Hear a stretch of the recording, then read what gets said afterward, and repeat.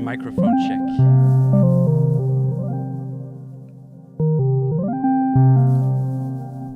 Hello everyone. Hello out there.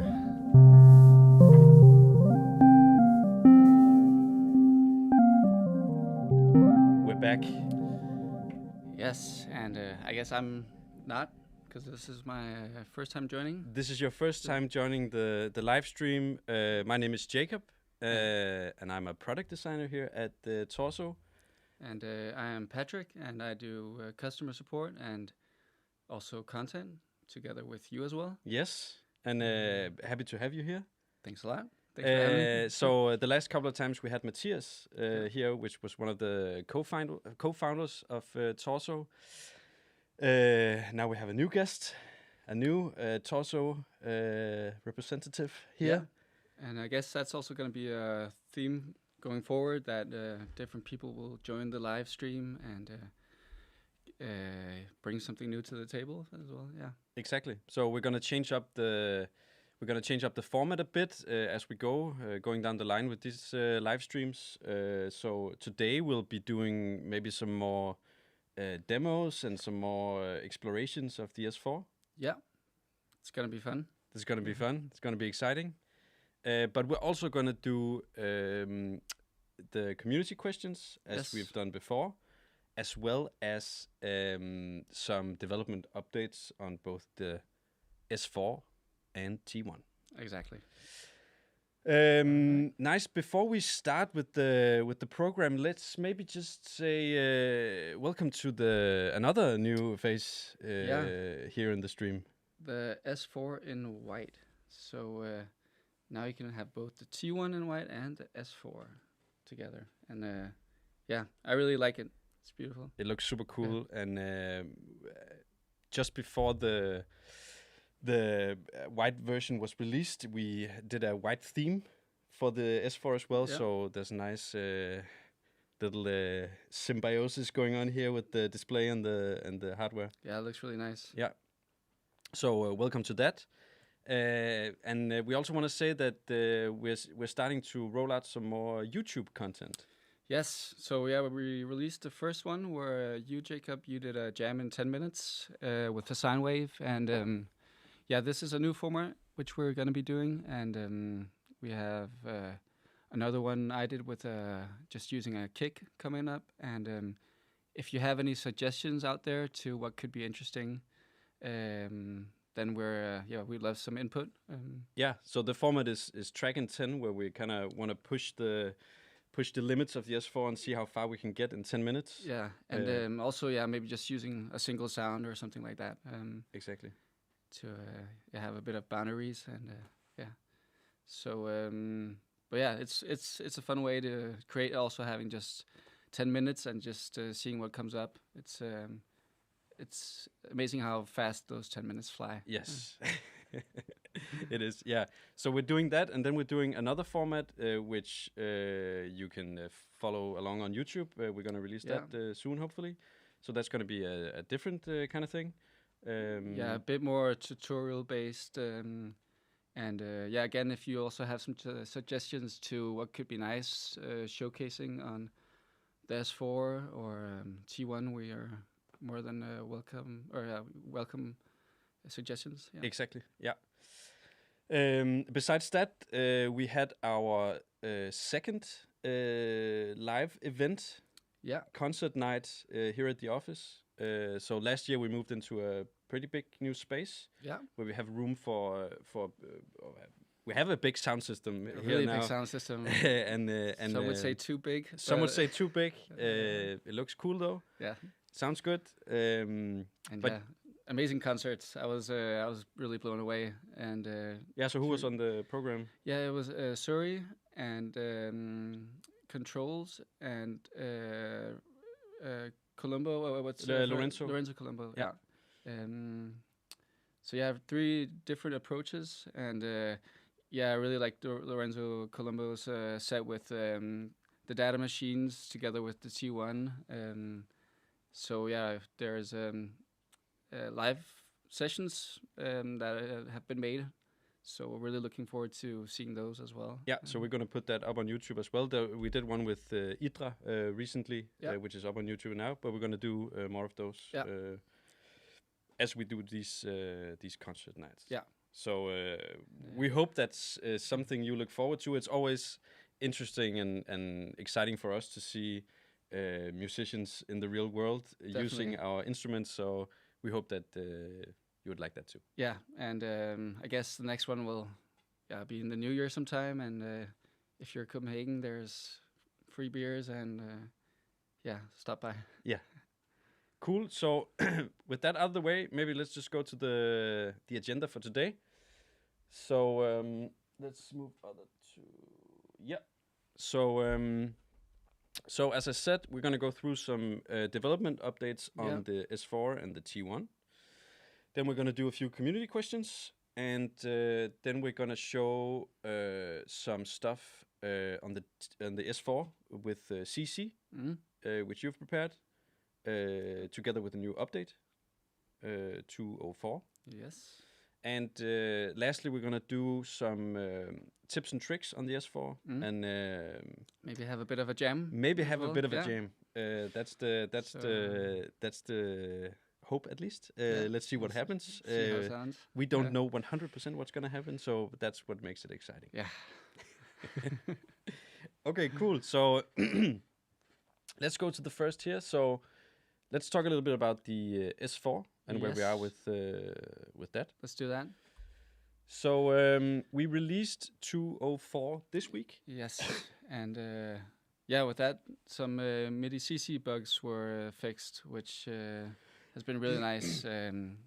So you can use it with a controller or together with Ableton, as we'll be showing later on. And so this was the main goal with this firmware update, and also some minor improvements with the LEDs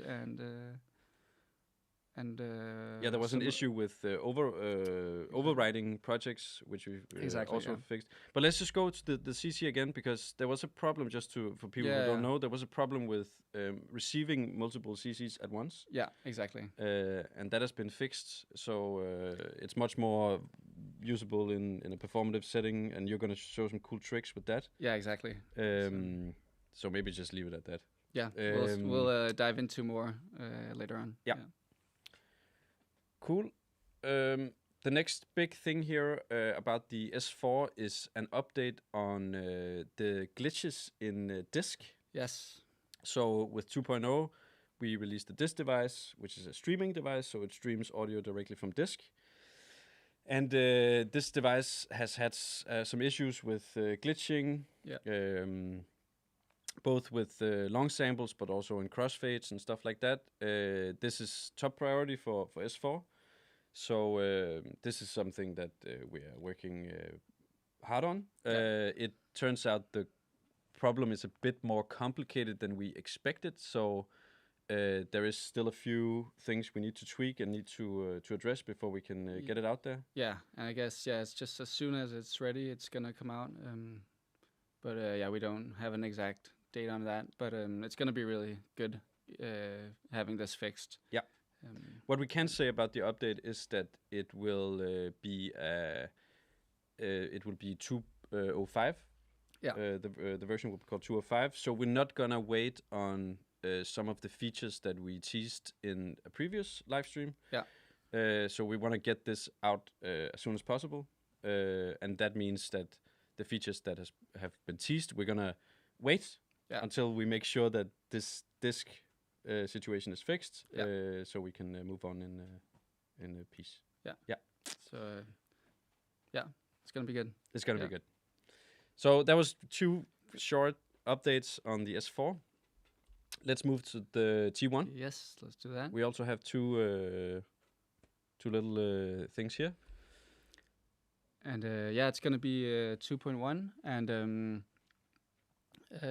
it's also the same with the disk issue, that it's gonna be released as soon as it's ready, and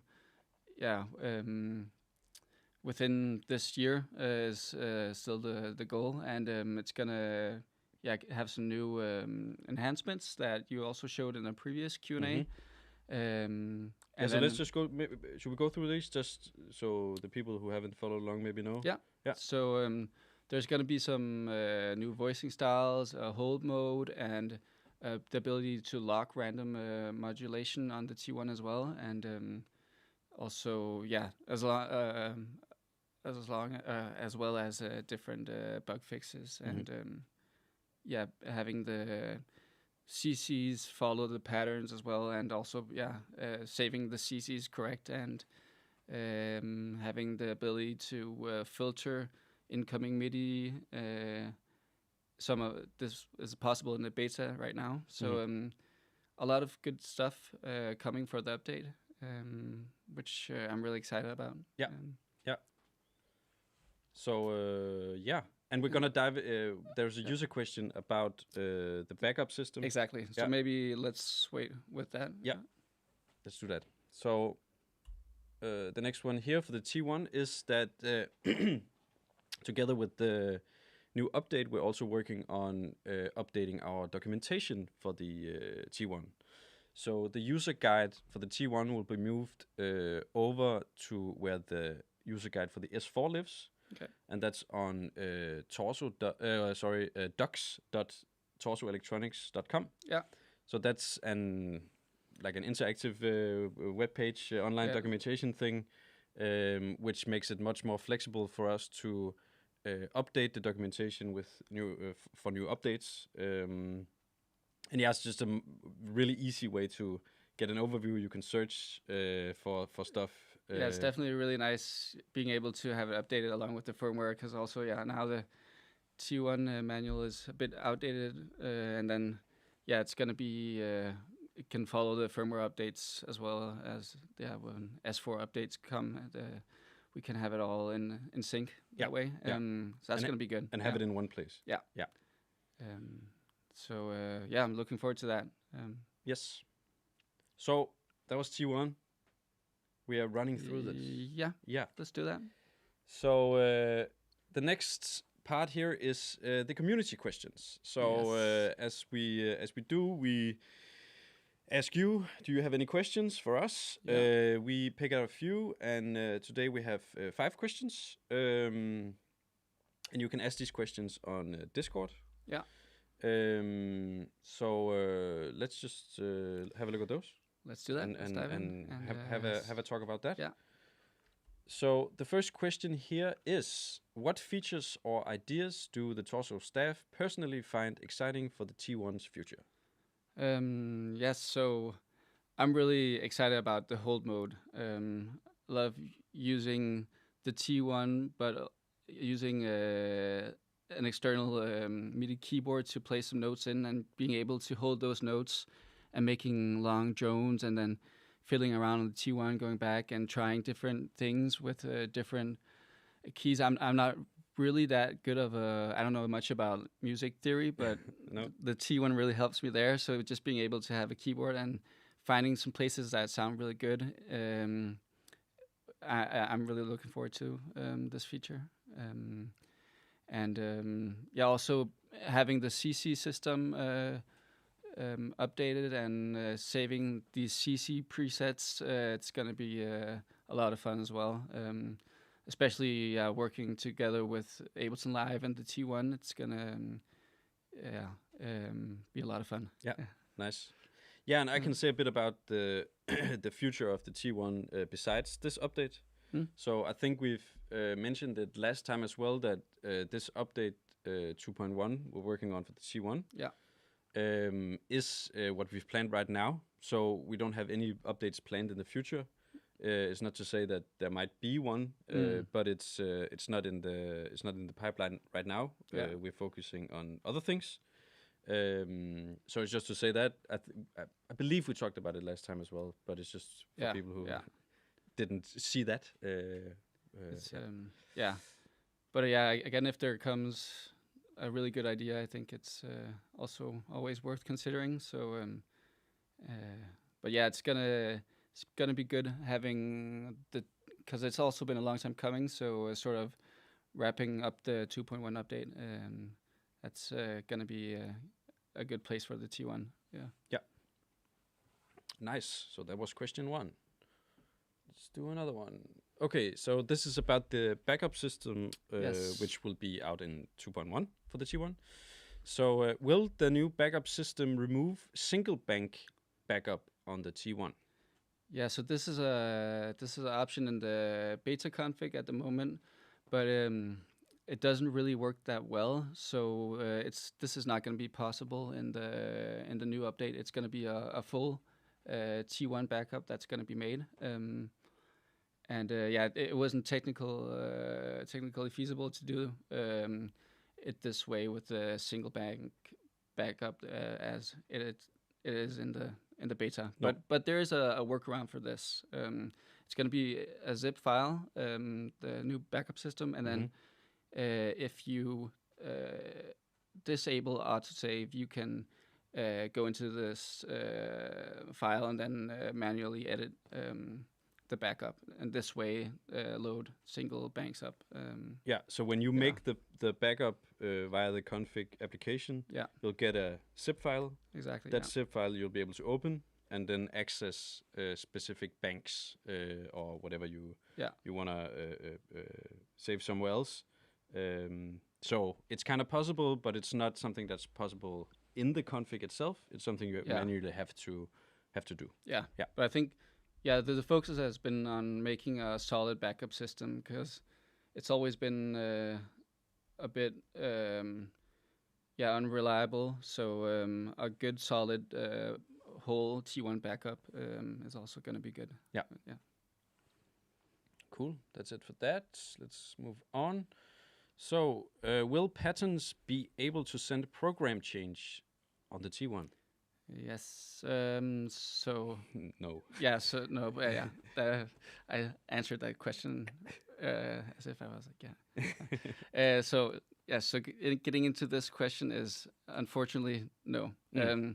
But it's there's the UI is already too. It's really packed, so it's also because how is it gonna look?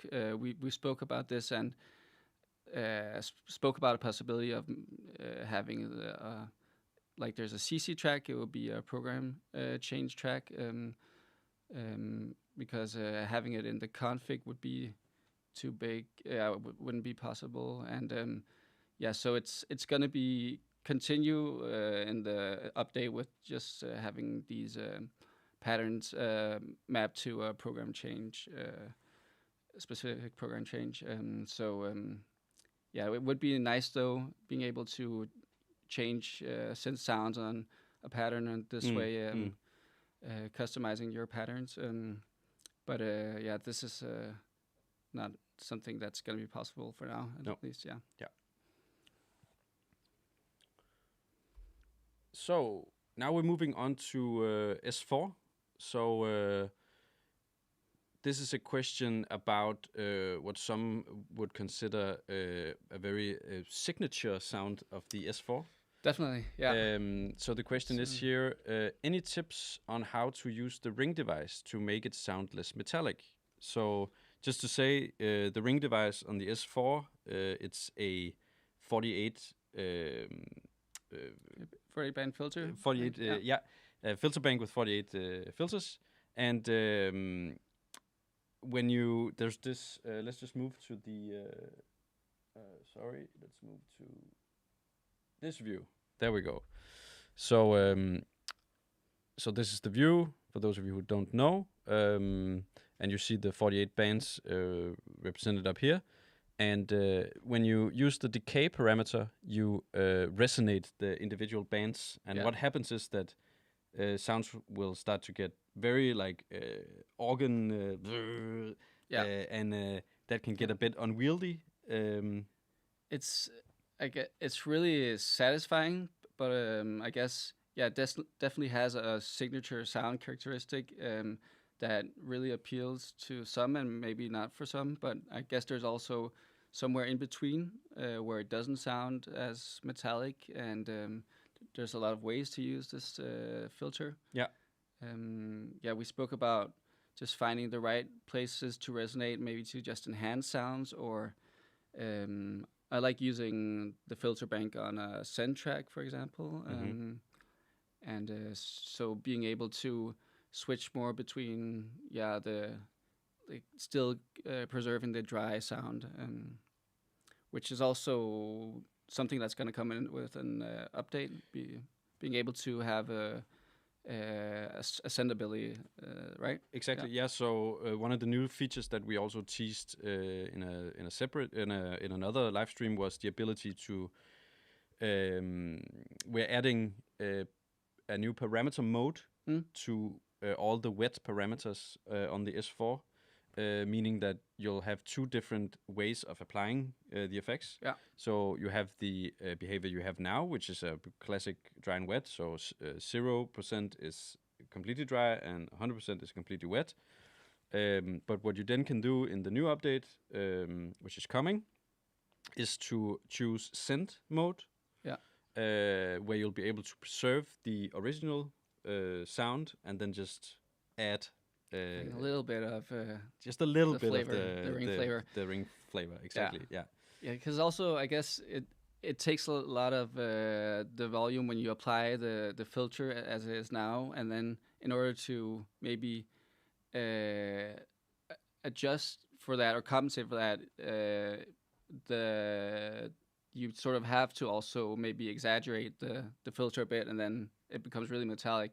Mm-hmm. So I guess it's easier to just find those good sweet spots with this mode as well. Yeah.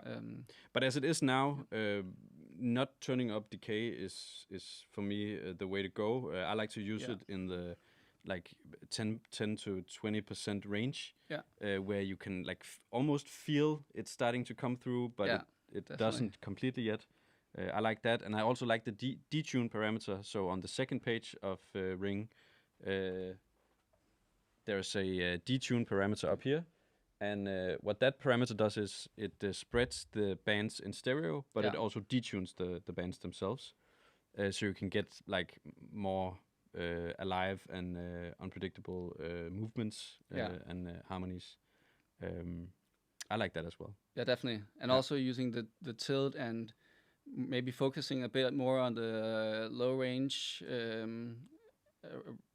with the filter will maybe not make it as metallic, and maybe just use it be more like of an enhancement tool than this metallic effect. Should let's move on. Should we move on? Yeah. So we are already at the final question. So this is a hardware-specific question on the S4. So was there a batch of S4 units with hardware defects?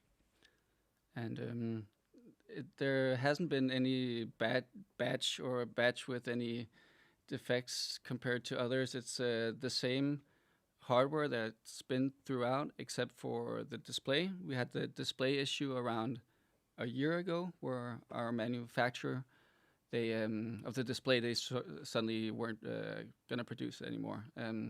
So there's been a change in the display and in the housing as well. The manufacturer, we switched manufacturer of the housing as well. So those are the only two things on the hardware that has changed. Exactly. Yeah. So no internals. No internals. I guess the display is sort of an internal. Yeah. That's the two things that. Otherwise, it's the same throughout the batches. Yeah.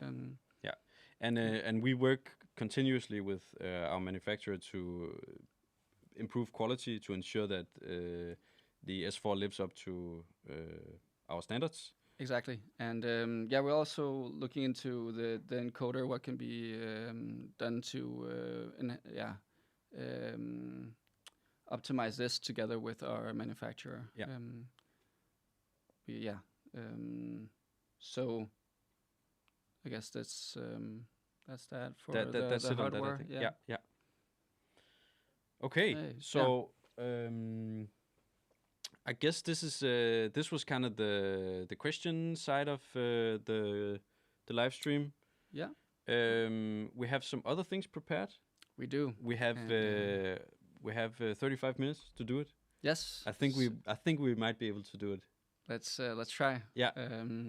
So the first thing we're gonna show is Patrick. You've prepared some stuff about the S4 and CC. I have. So I thought, what was better than one CC? A tons of CCs. Tons of CCs. So I've made two Ableton live sets that we're gonna share with you. And the first one is CC Rack. So basically, it's Ableton Live Rack, where we can control all the S4 parameters with CCs.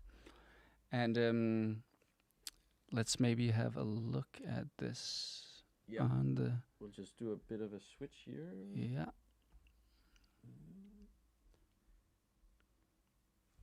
Yeah. So a lot of the parameters on the S4 can be controlled sending MIDI CCs, and the first project, as I said, was made with Ableton Live racks, and the other one is clips with all the whole appendix of the MIDI CCs. So I guess these live sets can be quite useful if you're using the S4 together with Ableton Live. Yeah. So can you explain what we see here, Patrick? Yes. So there are 4 tracks up in this. Yeah, in the clip view here, we have the devices and. Yeah, I can use the mouse here. So track 1 is sending to the S4 MIDI channel 1, and track 2 to track 2, and track 3 to MIDI channel 3. So that's the standard configuration on the S4. And then I've mapped different parameters out in these MIDI CC racks, so we can control the speed of the disc, for example, or we can control the pitch of the mosaic. And we had a lot of fun also. Maybe should we? Let's have a listen with, because well, I was going to say we had a lot of fun randomizing these parameters. So this is where it becomes really fun, and just having a listen. So let's maybe load up a sample. We already have one here. Maybe we should start from. Maybe we should start from scratch. Yeah, let's do that. So which one should we take?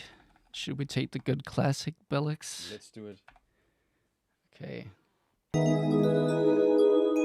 So in here.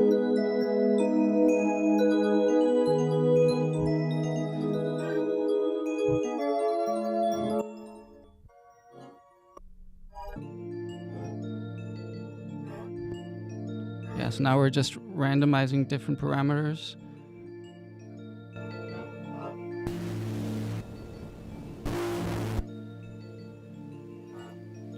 And we have Avast here.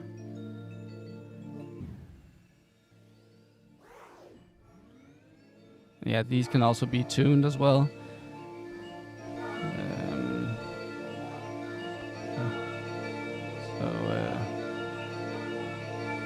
Yeah, then we got something radically different going on.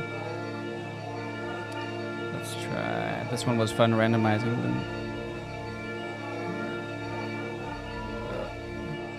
Maybe let's go into.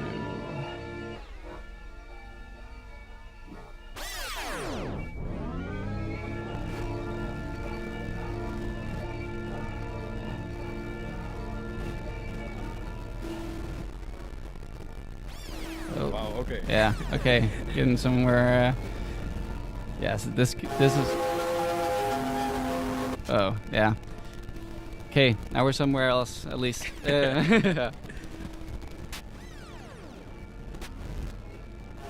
gonna turn this down. Yeah. Yeah. Be a good idea. So yeah, this is a fun way to use the S4 as well. You can also just make some clips and also not randomizing it. But yeah, the second project is more of a helpful tool to see. It's also in the S4 manual, but can be mapped using also MIDI notes as well. So there's a live session which can try to open if we get the Ableton view here. Let's see. And while you do that, I can just say that we have some questions here. So let me see. Yeah, we're sharing these projects. Yeah. We're gonna share them on Discord. Yeah. I think. Yeah. So you can jump in there and get them when you're interested. We're gonna upload those right after the stream here. Yeah.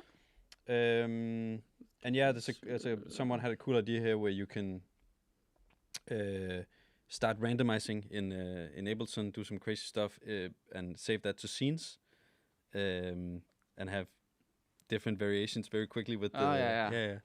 So that's a good idea. Yeah. Yeah. So this let's see. Can I just get the view away from here? I guess it's right.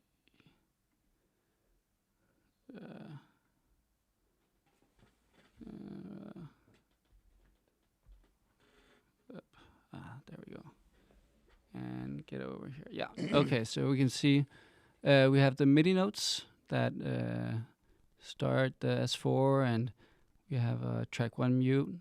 So these different notes being sent.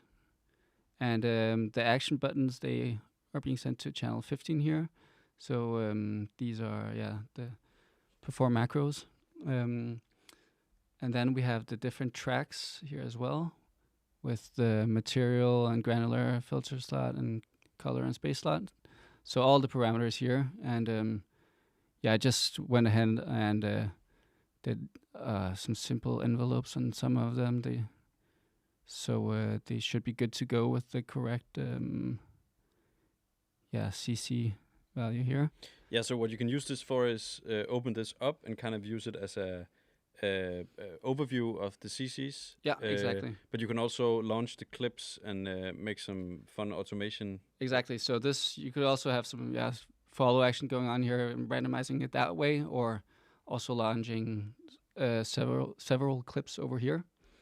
And again, it's we have the track sends, we have the mix parameters and the mix modulators that can be controlled. The modulators can be controlled as well. Yeah. Yeah. So it should all be there, good to go. And it's a lot of fun just also drawing in some shape and having this controlled S4. Yeah.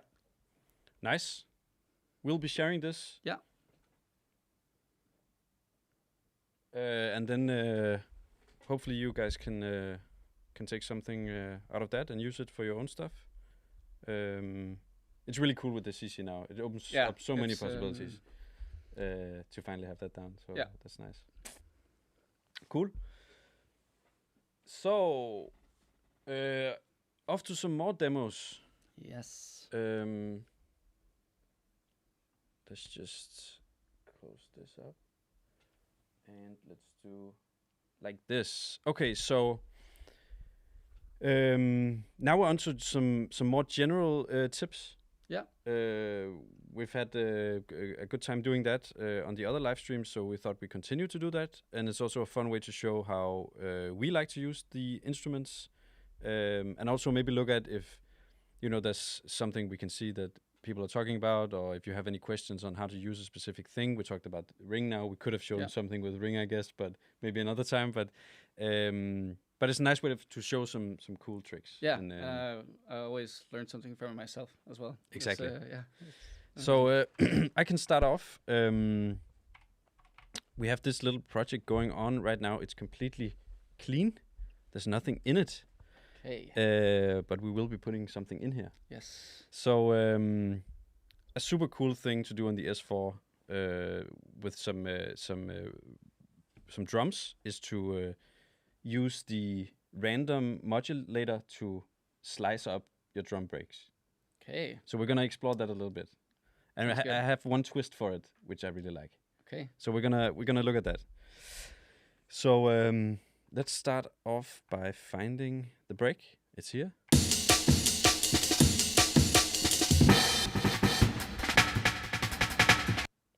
All right, nice. Let's load that in. So as you might have been able to hear, I can just make it completely clear for you here. So we have kind of two loops in one loop. So we had the Beep Street break. Yes. I could hear from a Square Pusher track. Exactly, right? That's in there. Yeah.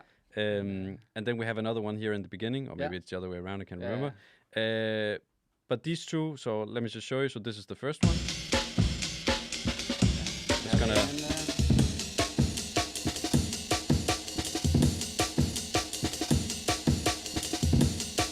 So that would be the first loop. Yeah. And then we can jump ahead 2 bars here to the second loop.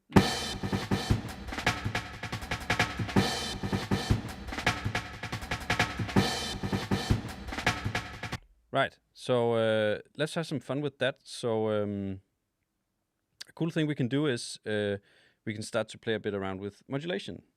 So I had the length here to 1 bar. Let's go back to maybe 8 notes. So now it's like... Yeah. Now it's like this, right? So the trick here is to use a modulator. So as you may know, modulator 1 and 2, they default to the random modulator.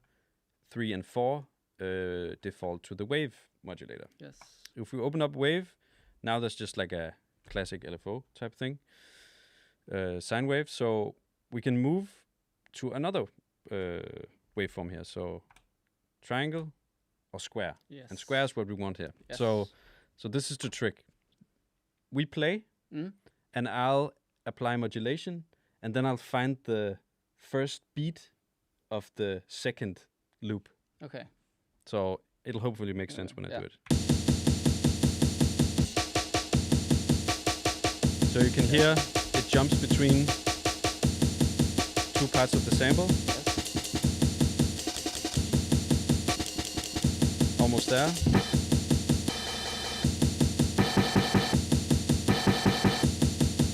There we are. Oh, I lost it. There we go.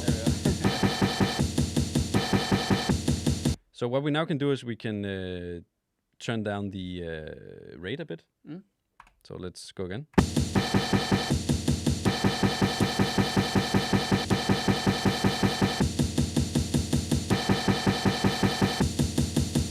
And then we can play with the skew.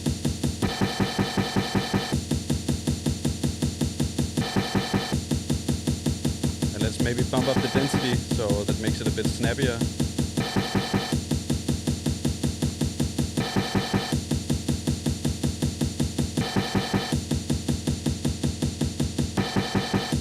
Okay. Right, so this is the bass now. So we've kind of made two chunks. Yeah. And now we're going to use a random modulator to start making some cool variations. Nice. Because this gets a bit tiresome, I think. Maybe a bit. Maybe a bit. So let's use modulator 1. It's already loaded with a random sequence here. And let's start modulating the start parameter.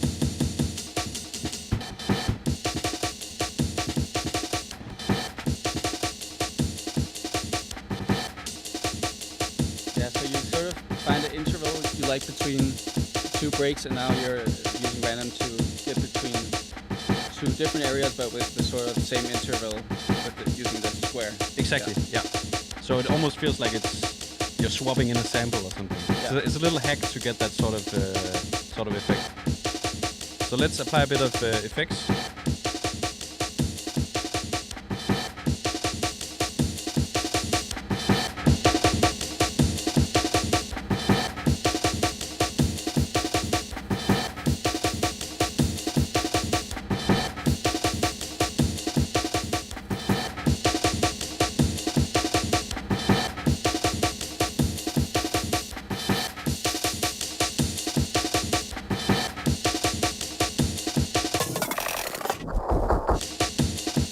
Cool. Nice.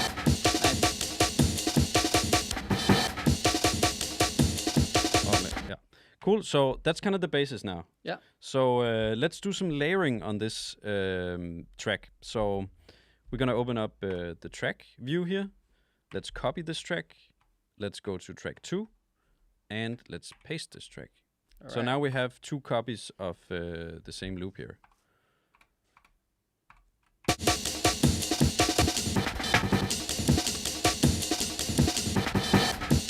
Which is nice. So we can start work with that. Let's unmute it, and let's play a bit around with the second track.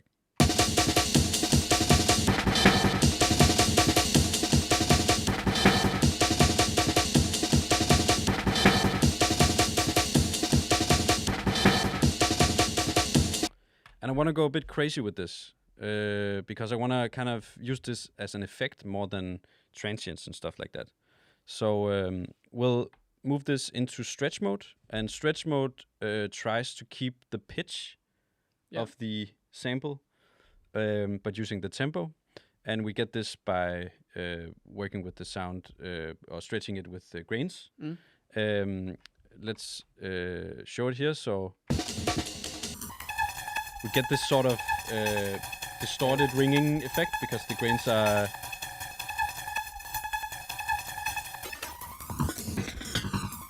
super close together. We can play with the density to get some cool glitchy effects. It's always a nice effect.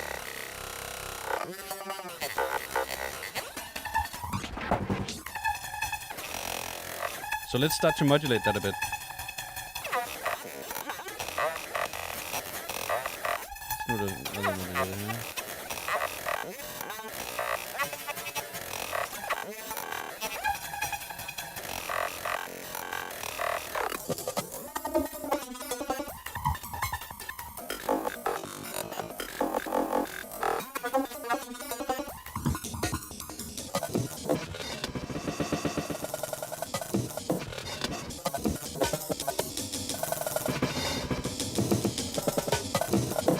This is our kind of effect break.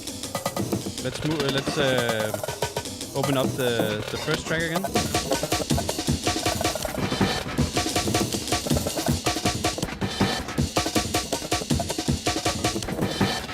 And let's maybe do some side chaining. Yeah.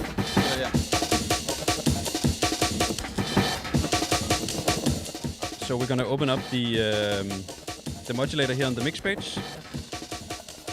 We're gonna open the follow modulator and we're gonna pick track 1. Let's bump up the volume a bit. Let's filter it a bit. And let's see what happens. Let's apply the modulation here.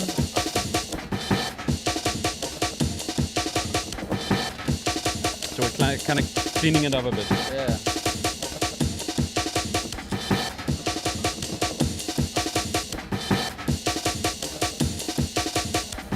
You can also mess around with the delay maybe a bit.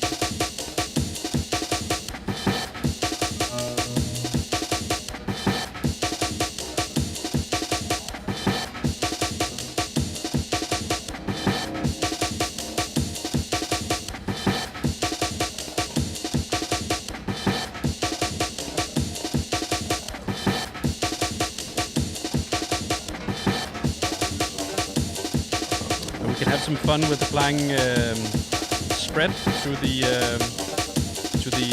modulators to make it a bit more chaotic.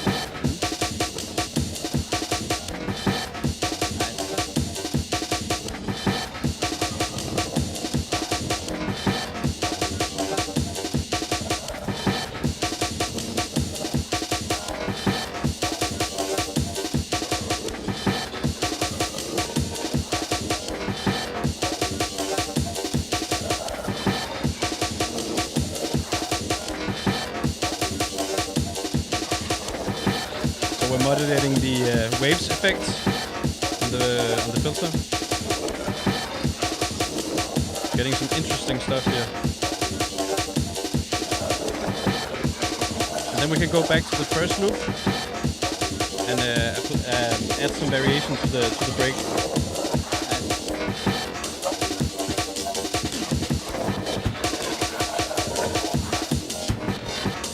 We can increase the length. Log it in.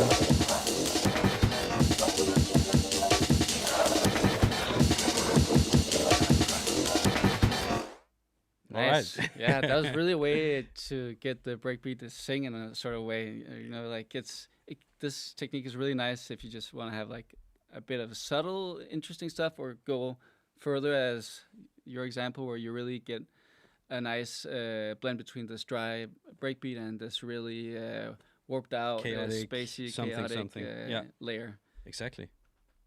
Cool. So that was the kind of the first little thing here. So what we're then gonna do is we're gonna go to track 4. Okay. And what we're gonna do is we're gonna bypass. And as you may have noticed, we have some ins here. Let's move around a bit here.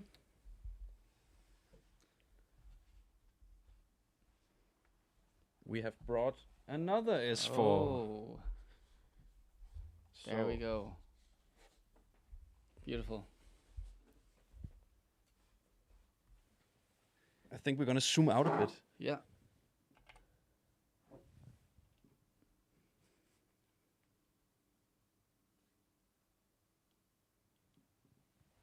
So this is kind of the basis for our jam today. Yes, we don't really know what's gonna happen. We have some loops, and hopefully they sound good together. Yeah. You have something you want to show. Yeah. I'm just gonna mute the tracks here so Yeah. we don't get too. And let's just make sure maybe there's sound coming through. Yeah, I think there should be. Go ahead and I'll set up this. Yeah. Then we need to. Let's get it from here. Yeah. So what I was gonna show, just a quick tip I had a lot of fun with. I'm just gonna load up from the shorts here. I take this kick here. So I've been having a lot of fun with using the action buttons as like really early on in the stage where there's just one track, and using the level on in the disc here. So let's go ahead and set up an action button to be a perform macro, and then when we're in here, I'm gonna turn down the level when I hit the action button, but then apply some reverb and the filter as well, so sort of get like a stop in the sound, but have it be sing and become musical and spacious. And let's also maybe it's gonna compress a bit, so maybe it's gonna sound good like this. So let's have a listen here. Just also give it a bit of reverb here, so it's not gonna be too. Already here we have something quite interesting rhythmically, and then we can set up a perform macro up here to be able to control the time, or maybe, so can you just explain the modulation system, how you select the encoders? And how exactly. So when I hold perform and control and press down here, you can see I can choose one of the 8 encoders here as a perform macro. Otherwise I can choose one of the 4 action buttons here as a perform macro. And what these are good for are these really fast changes, and then you could do this together with a perform macro up here, where you could let's go ahead and map this. If we map this one to the delay and maybe some more noise and noise decay, you could use these together to make something interesting.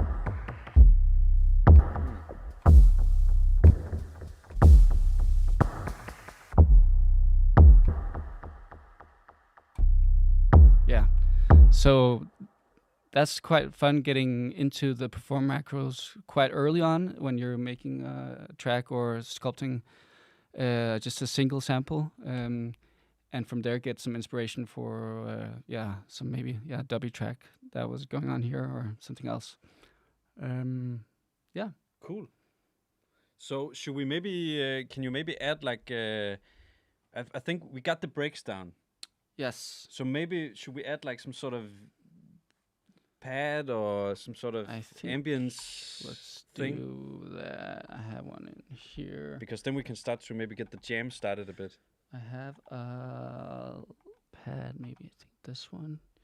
Let's have a listener. Yeah, let's find it.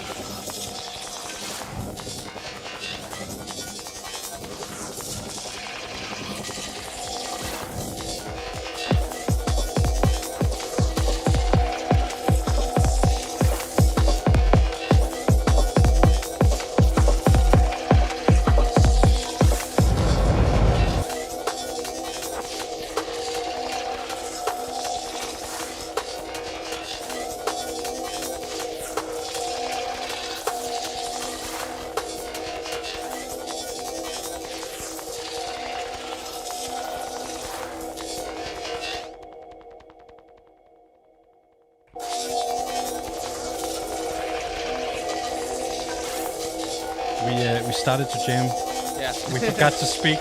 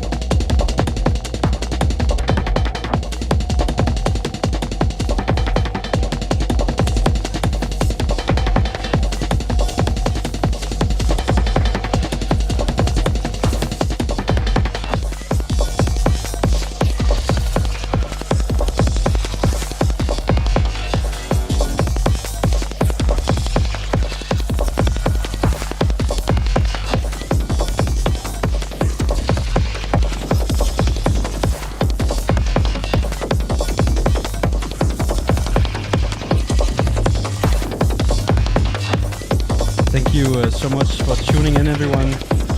I think we're gonna start to wrap up soon. Yeah.